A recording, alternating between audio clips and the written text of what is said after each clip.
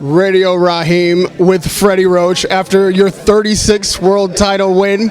Now, before when I talk to you, I know you don't look on the internet, but I live on the internet, and everybody's like, oh, Freddie Roach, he's just talking, stuff for his fighter, and he's just, saying that because were you just being a good trainer, or did you know and see something in Viktor Postol that let you know this win was coming tonight?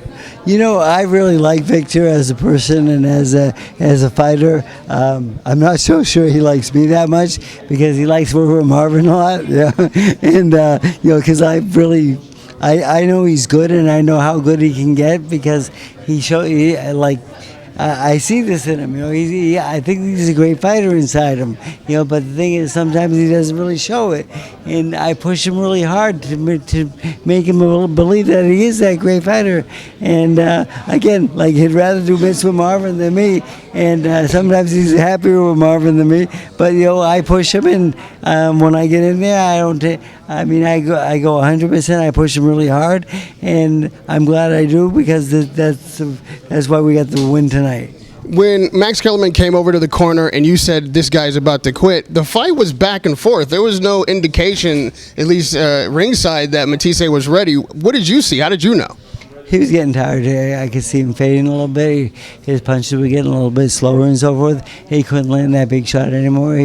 Matthysse was staying away from it, and he was missing with the big shots. And so I thought that he was ready to be taken. And I told him, I said, we got to get this guy now. Because I thought we maybe had lost or gave away too many rounds in the early rounds. Because you never know how judges score fights.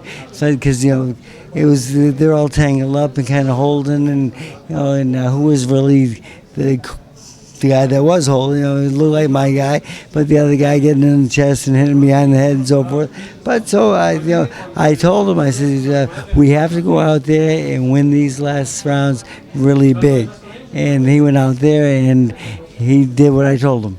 When Viktor took those two big shots that are memorable, one even wobbled him. The crowd went crazy. Did you know he could stand up against that shot before it happened, or did you stay calm throughout? Was that like one of those moments? I was worried. The thing is, in the gym, he's always been good, but the gym's a gym. The thing is, I never seen him take a big shot in a big fight before, and he took one, or he took two tonight, and he handled it well. He did get really shaken by one of them. I saw his knees go a little bit, and I was a little bit worried, but the thing is, he held on well, and I have more confidence in his chin now, but again, if we do fight a guy like Terrence Crawford, I think against Terrence Crawford we're going to have to fight a better fight, a little bit smarter fight, and we're going to have to box a lot more and use that jab more effectively. So I get a lot of homework for him to do.